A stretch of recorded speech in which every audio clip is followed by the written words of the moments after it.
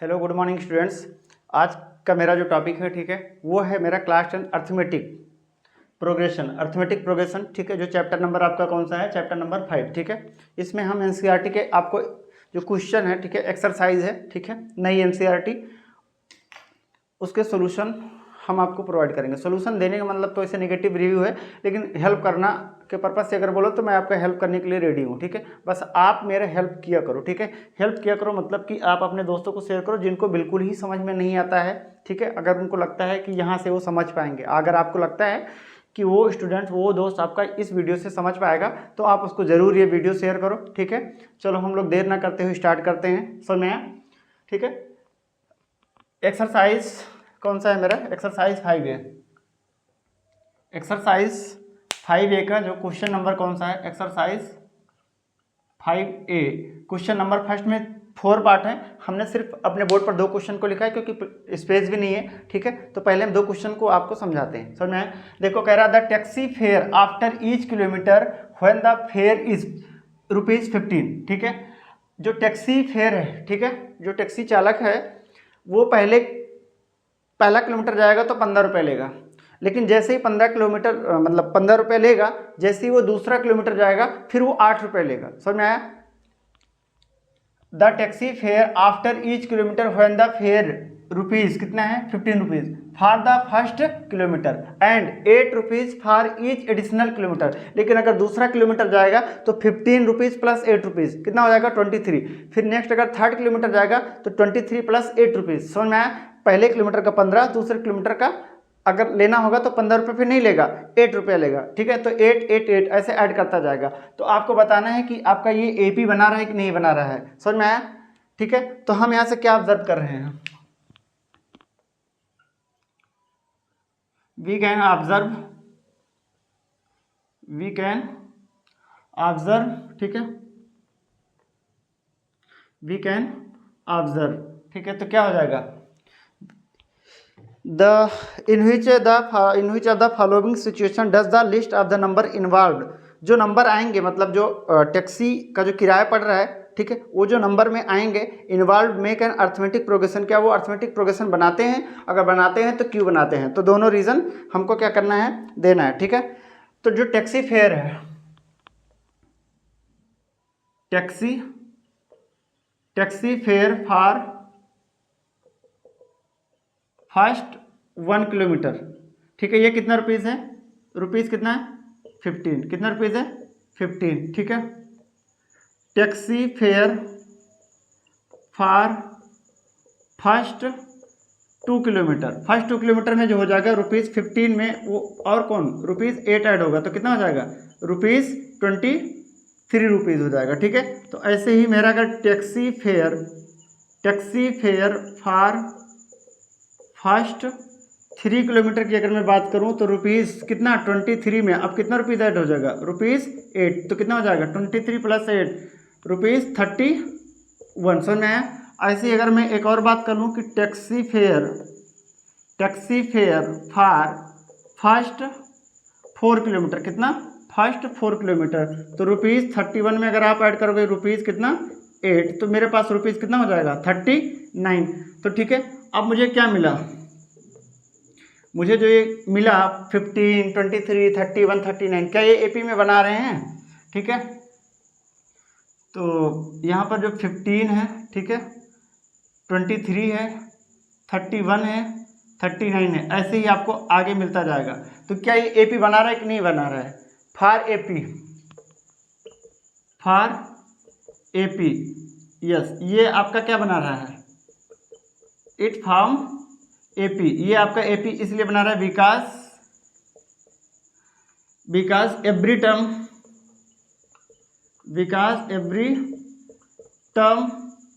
Is more than 8 of preceding term, ठीक है, preceding term. ये एपी इसलिए बना रहा है क्योंकि जो नेक्स्ट टर्म है वो 8 ज़्यादा हो रहा है, मतलब जो कॉमन डिफरेंस है वो डी कितना है? 8 है। समझ में आया? तो ये हमारा क्या है? एपी बना रहा है, एपी बना रहा है। सेकंड की अगर मैं बात करूं तो the amount of air present in a cylinder when a vacuum pump is removed 1/4 of the air remaining in the cylinder at a time। समझ में आया? आपके पास एक सिलेंडर में कुछ एयर भरा हुआ है और जब हम उसको वैक्यूम पंप से निकालते हैं तो उस टोटल का 1/4 निकाल देते हैं। तो जब आपने 1/4 क्या किया, निकाल दिया, ठीक है, तो फिर जो रिमेनिंग बचेगा अगेन से हम उसका 1/4 निकालेंगे। फिर जो मेरे पास बचा उसका 1/4 अगेन से हम निकालेंगे। तो मुझे जो बार बार रिमेनिंग एयर जो बच रहा है सिलेंडर में, ठीक है, उसकी क्वांटिटी को अगर मैं लिखूं तो क्या वो AP बनाएगा कि नहीं बनाएगा? समझ में आया? वो AP बनाएगा कि नहीं बनाएगा? चलो हम लोग इसको भी सॉल्व करते हैं, ठीक है। तो इसमें थोड़ी सी मतलब लैंग्वेज लिखनी पड़ेगी। समझ में आया? कि लेट कर लेते हैं कि हमारा जो इनिशियल है, इनिशियल वॉल्यूम कितना है, V है, ठीक है। फर्स्ट टाइम में जो हम पंप से रिमूव करते हैं एयर को, ठीक है, वो कितना 1/4। समझ में आया? तो चलो हम लोग इसको भी लेट अस एज्यूम इनिशियल में कितना था, इनिशियल क्वांटिटी जो एयर था वो कितना था, initial quantity of air is equal to कितना था मेरा, V था, ठीक है। इनिशियल क्वांटिटी मेरा कितना था, V था। अब जब मैं पहली बार को क्या कर दिया हूँ, एयर को निकालना हूँ, तो कितना निकालना हूँ, 1/4, ठीक है।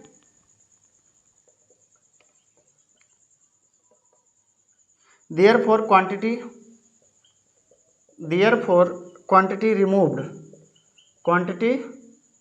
रिमूव्ड इन फर्स्ट शिफ्ट या फर्स्ट स्टेप बोल दो, फर्स्ट स्टेप, तो कितना उसका टोटल 1/4, टोटल V था तो V/4 हम क्या कर रहे हैं, निकाल रहे हैं, ठीक है। तो जब हम V में से V/4 को निकाल देंगे तो रिमेनिंग क्वांटिटी कुछ तो बचेगा ना, ठीक है। तो क्या लिखोगे अब हम लोग, क्या लिखेंगे, रिमेनिंग क्वांटिटी या remaining air, remaining quantity after first step. तो ये कितना हो जाएगा, V माइनस V/4। अगर आप इसको सॉल्व करोगे तो कितना हो जाएगा, 3/4, ठीक है। तो ये पहला वॉल्यूम था, हो गया। ये निकालने के बाद में दूसरा वॉल्यूम मतलब रिमेनिंग वॉल्यूम ये बचा। अब हम क्या करेंगे, नेक्स्ट सेकंड स्टेप में, ठीक है, इसका 1/4 हम लोग क्या करेंगे, 1/4 क्या करेंगे हम लोग, सबट्रैक्ट कर देंगे। क्या कर देंगे, सबट्रैक्ट कर देंगे, ठीक है, या रिमूव कर देंगे। समझ में आया? तो अब मेरा कितना हो जाएगा, quantity removed in second step, quantity removed in second step कितना हो जाएगा बताओ, quantity removed in second step, इसका कितना 1/4। तो 3/4 का हम 1/4 अगर रिमूव करेंगे तो मतलब हम 3V/16 हम लोग क्या कर रहे हैं, रिमूव। तो हमारे पास सेकंड स्टेप में इतना बचा था, इतना मैंने निकाल दिया। तो अब रिमेनिंग कितना बचेगा, तो दिस माइनस दिस, ठीक है। तो हम क्या करेंगे, रिमेनिंग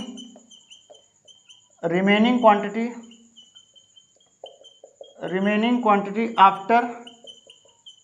आफ्टर सेकंड स्टेप जो बचेगा मेरे पास वो 3V माइनस कितना 4 माइनस 3V कितना 16। समझ में? तो ये मुझे कितना पड़ेगा, यहाँ पर 4 से मल्टीप्लाई करना पड़ेगा LCM के लिए। तो कितना हो जाएगा, 4 3 12V माइनस 3V अपान में कितना 16। ये कितना हो जाएगा मेरा 9V अपान में कितना 16। समझ में आया? तो ये मेरा कितना हो जाएगा, फर्स्ट मतलब इनिशियल मेरा इतना था, ठीक है, ये फर्स्ट, ये मेरा सेकंड टाइम पर बचा और ये मेरा थर्ड टाइम पर बचा। अगर मुझे चेक करना है AP तो 3 क्वांटिटी आपके लिए सफिशियंट है। अगर मुझे चेक करना है कि AP बना रहा है तो 3 क्वांटिटी आपके लिए सफिशियंट है। समझ में आया? पहला, दूसरा और तीसरा, ठीक है, पहला, दूसरा और तीसरा। चलो ये आप लोग नोट कर लेना वीडियो पॉज करके।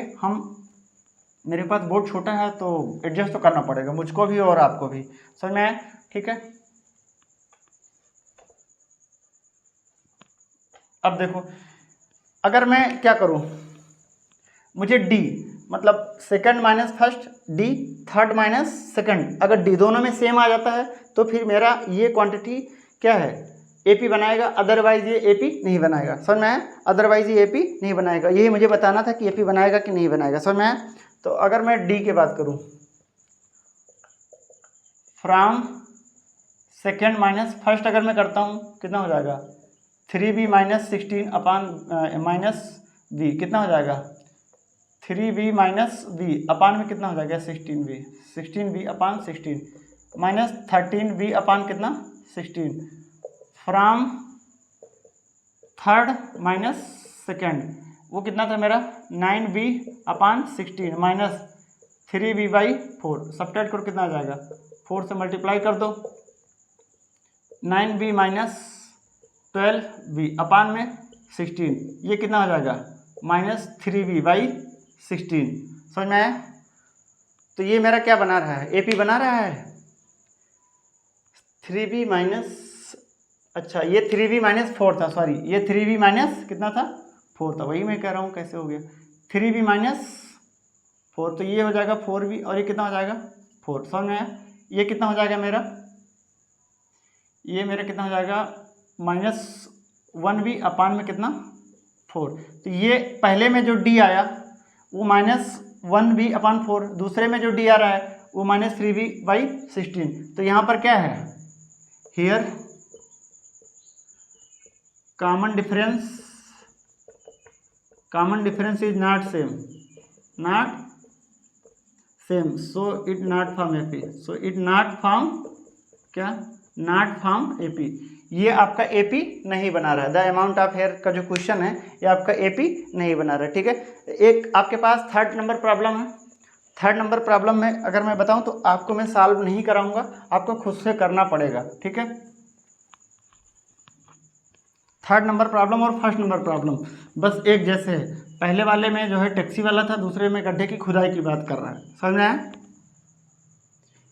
कह रहा है कि the cost of digging a well after every metre of digging when it cost 150 rupees for the first. एक कुएं की खुदाई करना है गड्ढे की खुदाई करना है जिसमें पहले मीटर का ठीक है पहले मीटर का 150 रुपये लेता है। इसके बाद में दूसरे स्टेप की खुदाई का सिर्फ 50 रुपये एक्स्ट्रा करता है। तो 150 पहले का दूसरे का 200 तीसरे का 250 चौथे का 300 इस तरीके से हो जाएगा समझ में आया। थर्ड प्रॉब्लम जो है आपका थर्ड प्रॉब्लम ठीक है। अगर मैं आपको बात करूं तो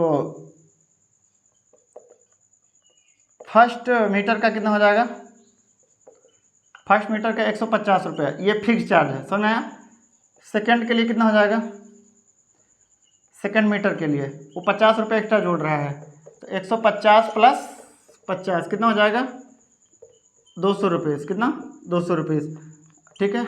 और थर्ड के लिए अगर मैं बात करूं तो कितना हो जाएगा ₹200 प्लस कितना 50 रुपये कितना ₹250। तो आप देख रहे होंगे कि ये 50-50 का डिफरेंस आ रहा है तो क्या हो जाएगा इट फॉर्म AP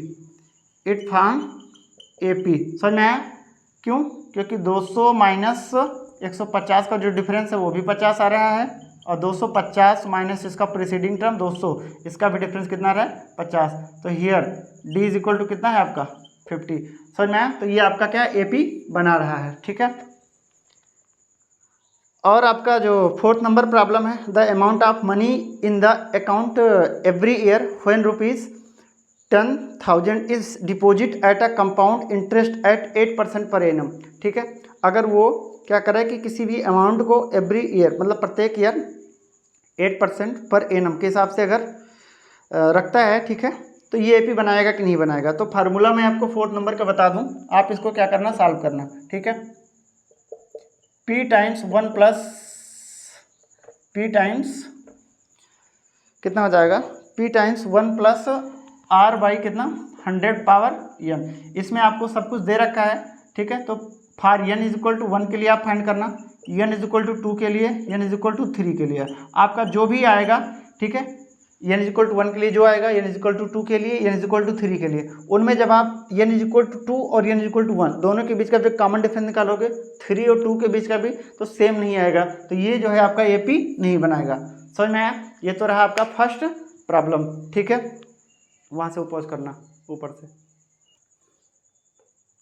अब हम क्वेश्चन नंबर 2 देखते हैं ठीक है। जिसमें कह रहा है right first 4 term of the AP when the first term क्या क्या आपको गिवन है when the first term A and common difference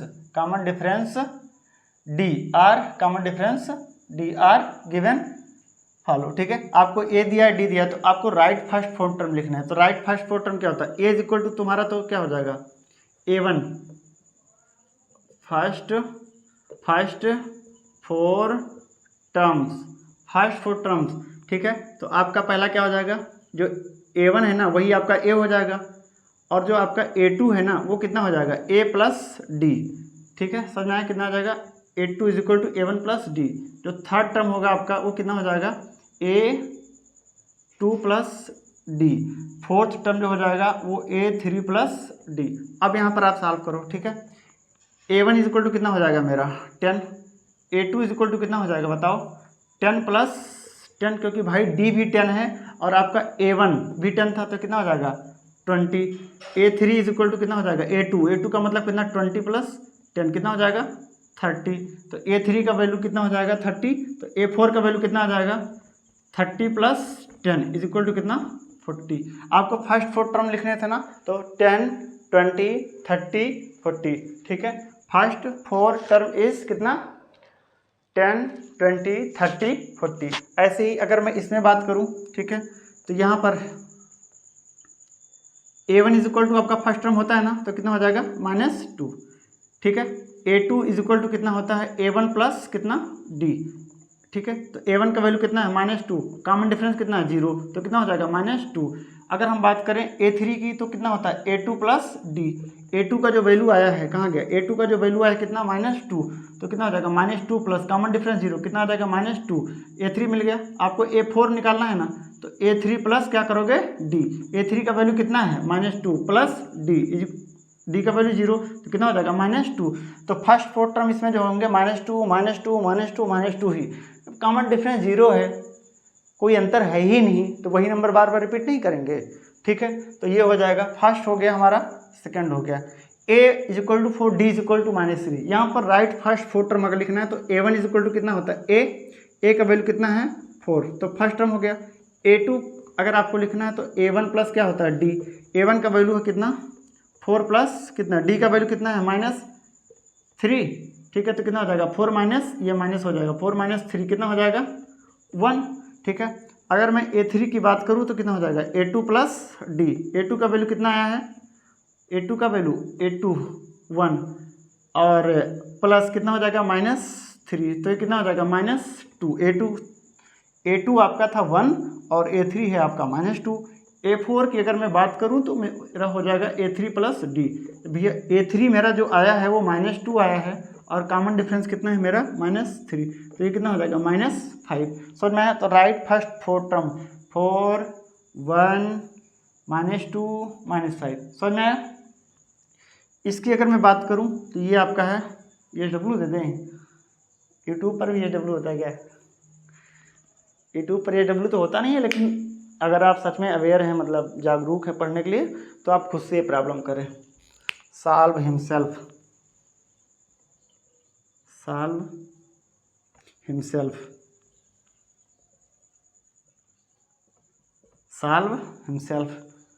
ना SW ना CW, सॉल्व हिमसेल्फ, ठीक है।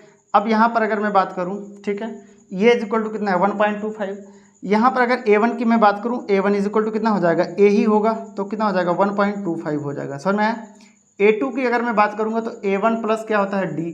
A1 का वैल्यू कितना है 1.25। जो D है मेरा कॉमन डिफरेंस है वो मेरा कितना है 0 - 0.25। समझ में आया। तो ये मेरे पास कितना बचेगा A2 जो हो जाएगा वो कितना हो जाएगा 1.25 में से 0.5 जाएगा तो कितना बचेगा 1। A3 की अगर मैं बात करूँ तो कितना होता है A2 प्लस D। A2 का वैल्यू कितना है 1 प्लस D का वैल्यू कितना है -0.25, तो कितना हो जाएगा -0.75 हो जाएगा, ठीक है। A4 का वैल्यू कितना हो जाएगा A3 प्लस D।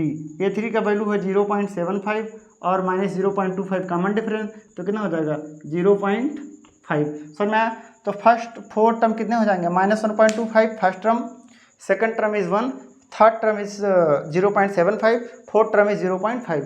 ये रहा आपका क्वेश्चन नंबर 2, ठीक है। अब हम मूव करते हैं क्वेश्चन नंबर 3 पर, ठीक है।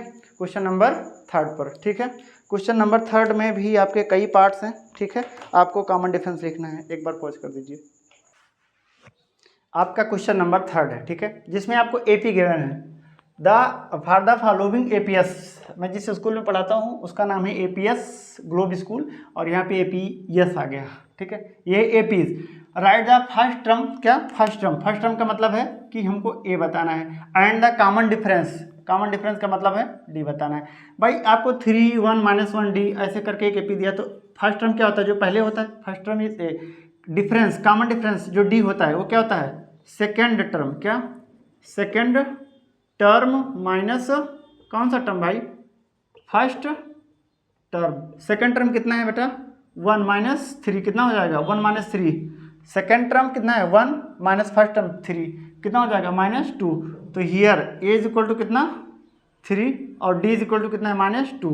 तो first term is 3, common difference is -2। यहाँ पर अगर मैं बात करूँ तो ये इज इक्वल टू कितना हो जाएगा -5 और डी इज इक्वल टू, अब मैं नहीं लिखने वाला, अब मैं नहीं लिखने वाला, सिर्फ इतना लिखूंगा a2 - a1, ठीक है। a2 कितना है आपका -1 और माइनस लगाओगे ना, ये माइनस a1 का वैल्यू भले ही क्या हो मेरा -5, तो ये कितना हो जाएगा -1 और ये +5 कितना हो जाएगा 4। समझ में आया? तो a का वैल्यू है यहाँ पर -5 और d का जो वैल्यू है वो मेरा कितना है 4। समझ में आया? d का वैल्यू कितना है 4, ठीक है। यहाँ पर अगर मैं बात करूँ तो a का जो वैल्यू है फर्स्ट टर्म 1/3 है, d जो होता है ना वो a2 - a1 होता है, ठीक है। तो a2 मेरा कितना है 5/3 -1/3। जब क्या हो डिनोमिनेटर सेम हो तो ऊपर को जैसे हैं वैसे ही ऐड और सब्ट्रैक्ट कर दो, कितना हो जाएगा 4/3। समझ में आया?